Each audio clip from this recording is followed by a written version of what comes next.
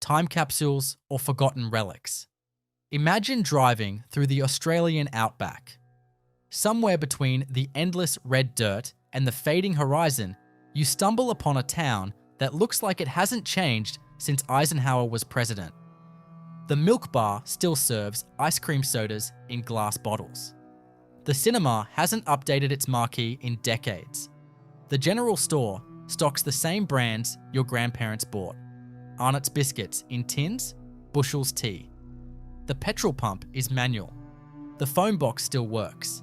The pub serves counter meals on plates manufactured before decimal currency. Are these towns cultural treasures preserving Australia's golden era? Or are they economic casualties left behind by progress, frozen not by choice, but by abandonment? The truth is far more complicated than simple yes or no. In an age where entire communities can be wiped off the map by a single mine closure or bypassed highway, the question becomes urgent. Are these 14 towns examples of stubborn resilience? Or are they warning signs of what happens when development forgets you exist?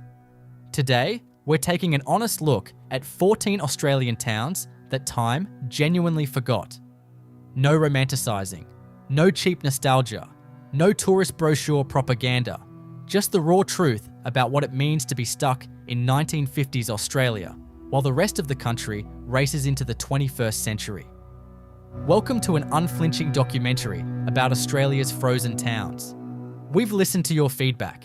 Today, we're exploring the real Australia beyond the glossy tourist brochures.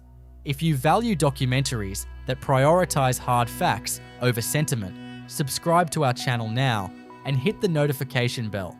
A like supports our independent work. Let's dive deep into these forgotten corners of the country. The economics of standing still. Why these towns stopped. To understand why these 14 towns remain locked in the 1950s, we must first talk about economics and isolation.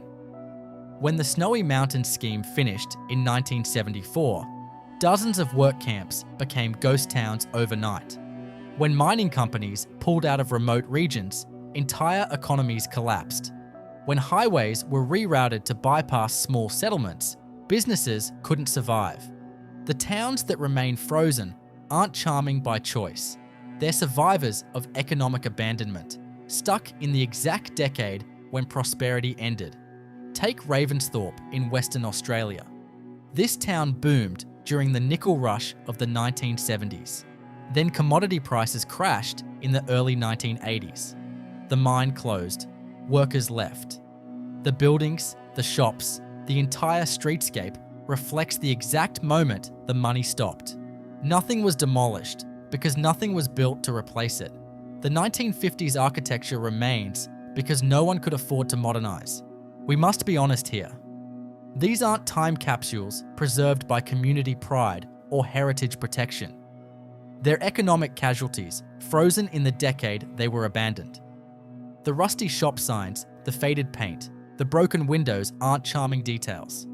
They're evidence of financial collapse. Geography and access. Why progress never arrived. Australia's vastness works against progress in remote regions. While Sydney and Melbourne modernised rapidly after World War II, towns located 300 kilometres from the nearest capital remained economically isolated. The costs of distance compound brutally. Trucks cost more to service. Supplies cost more to ship. Workers demanded higher wages to live in the middle of nowhere. For small businesses in these distant towns, the economics of modernisation simply didn't work. Why renovate your shopfront when your entire customer base is 300 people? Why install modern refrigeration when the old freezer from 1958 still functions? Here, the Australian government deserves harsh criticism. While billions were poured into coastal development and urban infrastructure, inland towns were systematically neglected.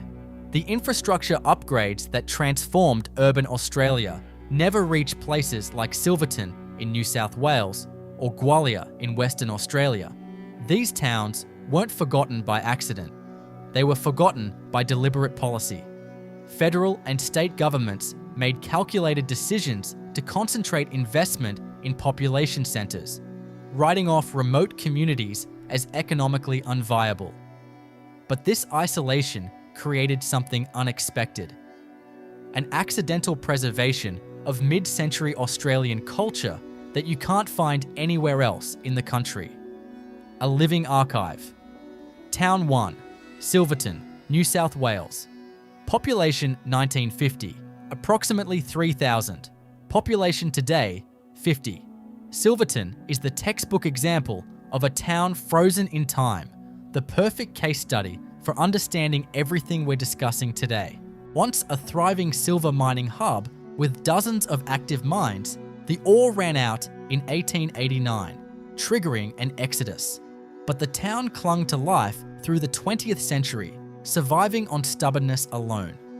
What you see today is a perfect snapshot of 1950s rural Australia, untouched by modern development.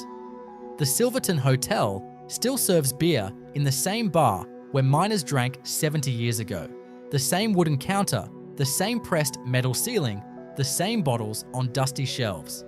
The weathered timber facades haven't been repainted since the Menzies era. Walk down the main street and you'll see buildings with original signage, shops that closed in 1963 but never removed their displays. Mad Max 2 was filmed here in 1981 precisely because it looked post-apocalyptic without requiring any set design. The perfect wasteland already existed. The town survives now entirely on tourism, people paying good money to see what Australia looked like before shopping malls, franchises, and fast food homogenised the landscape. This is Australia's most honest ghost town. No theme park renovations, no manufactured nostalgia, no attempts to pretty up the decay, just authentic deterioration and the stubborn refusal to completely die. Town 2, Gwalia, Western Australia. Gwalia died the day the Sons of Gwalia gold mine closed in 1963, a corporate decision that ended a century of mining history. Unlike other mining towns that slowly declined over years, losing population gradually, Gwalia stopped overnight in a single catastrophic moment. Workers were given 48 hours notice to vacate company housing. Families packed what they could carry. Shops closed their doors mid-sale, leaving stock on shelves. The result is a town preserved exactly as it was in the early 1960s, a perfect time capsule of abandonment. Walk through Gwalia today and you'll find buildings with calendars still showing 1963, frozen on the exact month the mine closed. You'll see the State Hotel, shut down since that final day, with original furniture collecting dust behind locked doors. Plates still sit on tables. Bottles stand on the bar. Everything stopped. Herbert Hoover, before becoming the 31st President of the United States, managed this mine in the 1890s as a young mining engineer.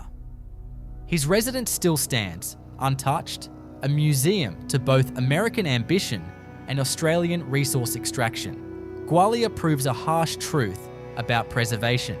You don't need heritage funding or community effort. Sometimes, preservation just requires everyone leaving at once and no one ever coming back. Town 3, Ravensthorpe, Western Australia. Ravensthorpe's boom-bust cycle is written into its architecture. The town exploded during the 1900s. Copper boom, died, revived for the nickel boom in the 1970s, then collapsed again when prices crashed. What remains is a town of mismatched eras, all frozen in their respective moments of abandonment. The Palace Hotel, built in 1901, still operates with 1950s era furnishings. The main street features shop fronts that haven't been updated since Holden released the FJ model. The local population today sits at just over 400, down from thousands during mining peaks. Here's the uncomfortable truth about Ravensthorpe. It's not charming. It's economically devastated. The 1950s aesthetic isn't a feature. It's evidence of financial stagnation. Town 4, Coolgardie, Western Australia. Coolgardie is what happens when a town outlives its economic purpose. but refuses to die completely.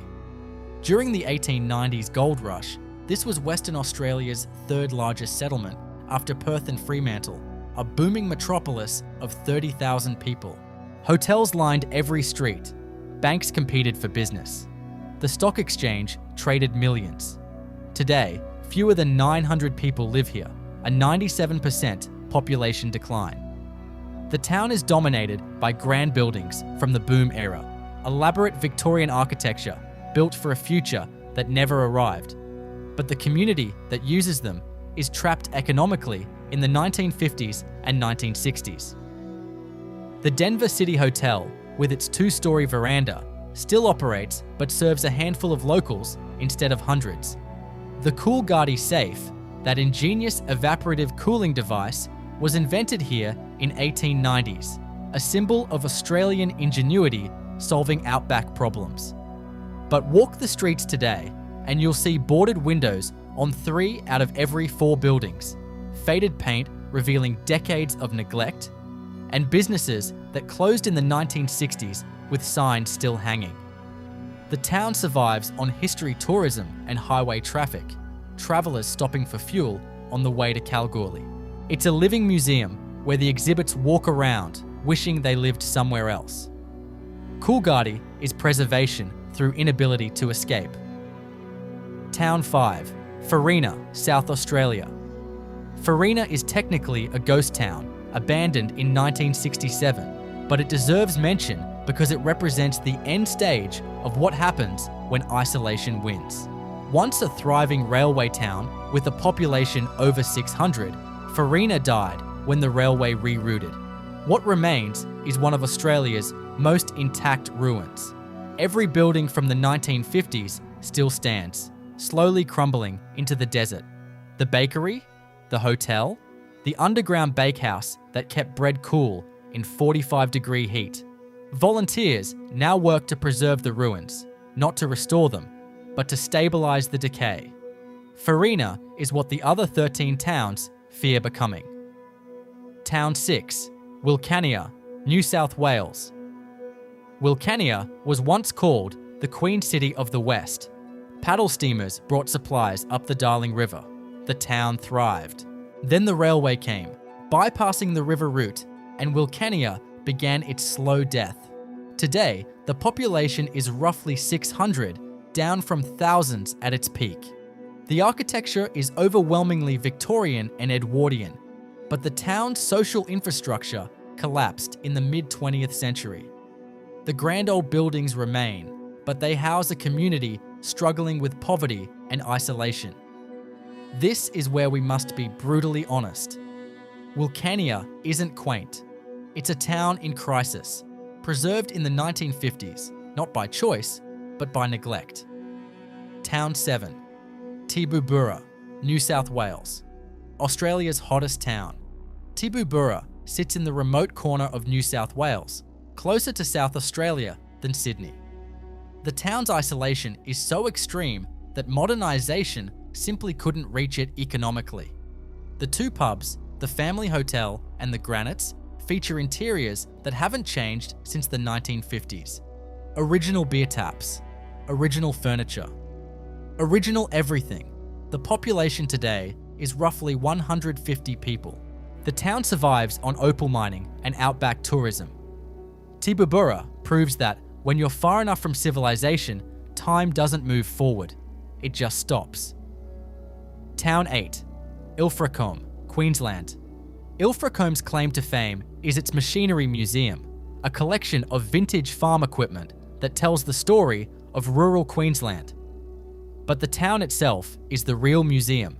With a population under 300, Ilfracombe has barely changed since the 1950s. The streetscape is pure mid-century rural Australia. The general store stocks the same products it did 70 years ago, just with modern pricing.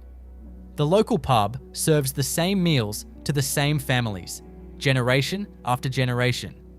This is small-town Australia at its most stubbornly unchanging. Town 9, Norseman, Western Australia. Norseman sits at the crossroads of the Air Highway and the Coolgardie Esperance Highway. It's the last fuel stop before the Nullarbor Plain. That geographic necessity has kept it alive, but barely. The town's architecture is overwhelmingly 1950s and 1960s, reflecting the era when gold mining still sustained the local economy. Today, fewer than 600 people live here. The main street is a testament to economic stagnation. Shops that thrived in the 1950s now sit empty. The buildings remain, but the businesses died decades ago. Town 10, White Cliffs, New South Wales. White Cliffs is famous for its underground houses, built to escape the scorching heat. But above ground, the town is frozen in the opal mining boom of the 1950s. The population today is fewer than 200 people.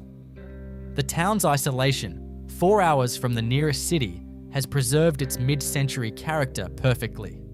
The general store, the pub, the mining equipment scattered through the streets, all of it looks like a film set from 1955. White Cliffs survives on opal tourism, but the town itself is the real attraction. It's Australia's underground time capsule. Town 11, Walhalla, Victoria. Walhalla was Victoria's richest gold mining town in the 1800s, with a population over 4,000. Today, fewer than 20 people live there permanently. The town clings to the side of a mountain, accessible only by a single winding road. Its isolation preserved the Victorian-era architecture, but the town's active life ended in the 1950s when the last mine closed. What remains is a ghost town that refuses to admit it's dead. The buildings are maintained by volunteers and tourists, but there's no real community left. Walhalla is a museum pretending to be a town. Town 12, Coolgardie, South Australia. Coolgardie is the world's opal capital, but its above-ground appearance is pure 1950s industrial wasteland. The town grew rapidly in the 1960s, but its infrastructure never moved beyond functional. Underground houses, dirt streets, mining equipment everywhere. The population today is roughly 1,700, but the town looks like it was abandoned yesterday. Coolgardie is the exception on this list. It's economically active, but aesthetically frozen. The 1950s look isn't preservation, it's prioritization. When you're digging for opals, you don't waste money on modern shop fronts. Town 13, Lightning Ridge, New South Wales. Lightning Ridge is Australia's black opal capital. The town exists solely because of mining. The population fluctuates with opal prices, currently around 2,000 people. The town's aesthetic is pure frontier outback, unchanged since the 1950s. Corrugated iron shacks, dirt roads, no planning, no regulation, just chaos frozen in time. Lightning Ridge proves that some towns don't evolve because they don't need to. As long as opals exist underground, the town will survive exactly as it is. Town 14, Oodnadatta, South Australia. Oodnadatta holds the record for Australia's highest recorded temperature, 50.7 degrees Celsius in 1960. The town was a vital railway hub on the old Gwalia line, but when the railway rerouted in 1980, Oodnadatta's purpose evaporated. Today, fewer than 200 people live here. The buildings are overwhelmingly mid-century, reflecting the town's final era of relevance. The Pink Roadhouse is the town's only real business, serving travellers on the Oodnadatta track. This town is the end of the line in every sense. The uncomfortable truth: preservation through poverty. Let's be absolutely clear about something uncomfortable. These towns aren't preserved through heritage funding or community pride. They're preserved through poverty, through economic inability to change. When a town can't afford to demolish old buildings, they remain standing by default. When businesses can't afford renovations, can't get bank loans, can't attract investors, the 1950s aesthetic persists not as a choice, but as a sentence. This isn't romantic. It's brutal economic reality dressed up in nostalgia by outsiders who don't have to live there. Australia's regional development policies have systematically failed these communities for 70 years. While coastal cities boomed, receiving billions in infrastructure investment, inland Australia was left to decay through deliberate policy neglect. The 1950s aesthetic we see in these towns, the vintage shop fronts, the old petrol pumps, the unchanged streetscapes, this is evidence of abandonment, not preservation. It's proof that government investment stopped reaching these places decades ago. The Commonwealth and state governments made calculated decisions about where development money would flow, and remote inland towns didn't make the cut. They were written off as economically unviable, too expensive to modernize, too isolated to matter politically. But there's value here, uncomfortable and accidental value that nobody planned for. The case for accidental museums. These 14 towns offer something money absolutely cannot buy or recreate. Authenticity. Real, unmanufactured, unplanned authenticity. You can't recreate the feeling of walking into a 1950s Australian pub that's been operating continuously for 70 years, where the same families have drunk beer for 3 generations. You can't manufacture the aesthetic of a main street that hasn't been updated because no one could afford it, where every crack in the pavement tells a story of economic decline. These towns are living museums, genuine artifacts of mid-century Australia, and their value increases exponentially every year as modernisation erases the past everywhere else. Every year, another vintage building in Sydney gets demolished for apartments. Every year, another historic pub in Melbourne gets renovated into trendy accommodation. The authentic Australia of the 1950s is disappearing from our major cities at an alarming rate. But in these remote towns, it survives by accident. The Australian government should recognise this uncomfortable truth and act on it strategically. Instead of pouring hundreds of millions into artificial heritage precincts in major cities, creating fake recreations of what we destroyed, invest that money in stabilising these authentic towns. Not to restore them to some imagined past glory, but to preserve them exactly as they are right now. Freeze them at this moment. Provide funding for structural stabilisation, not modernisation. Keep the buildings standing, but don't update them. Create a network of genuinely preserved 1950s Australian towns that future generations can visit to understand what this country actually looked like in the mid-20th century. The strategic question, tourism or tragedy? Some of these towns, like Silverton and Coolgardie, have successfully pivoted to tourism, creating sustainable economies by selling their frozen-in-time aesthetic to visitors. Others, like Wilcannia and Ravensthorpe, struggle with poverty, unemployment, and social collapse despite their vintage appeal. The difference comes down to 3 critical factors. Accessibility. How far from major population centres? Marketing. Whether the town has successfully branded itself as a destination. And infrastructure. Whether basic services like accommodation and fuel are available. Towns within a day's drive of major cities, like Silverton from Adelaide or Walhalla from Melbourne, can attract weekend tourists willing to spend money on authentic experiences. Towns in the true outback, 5 hours from anywhere, cannot compete for tourist dollars no matter how authentic they are. The economics simply don't work when visitors have to drive for 10 hours round trip. Australia must decide, and this decision is urgent. Are these towns worth saving as functioning communities? Or do we accept their slow death and preserve them as outdoor museums? There's no comfortable middle ground here. Either we invest seriously in infrastructure, healthcare, education, and economic diversification to make them livable for permanent residents, or we admit honestly that they're museums, not communities, and fund them accordingly. The current approach, doing neither, just allows them to slowly collapse while we pretend everything's fine. So what do you think?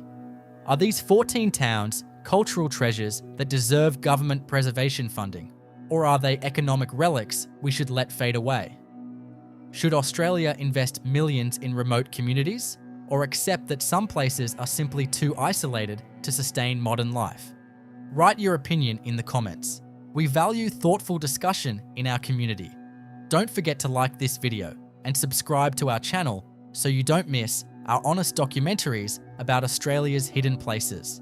Thank you for watching. Stay curious. Until next time.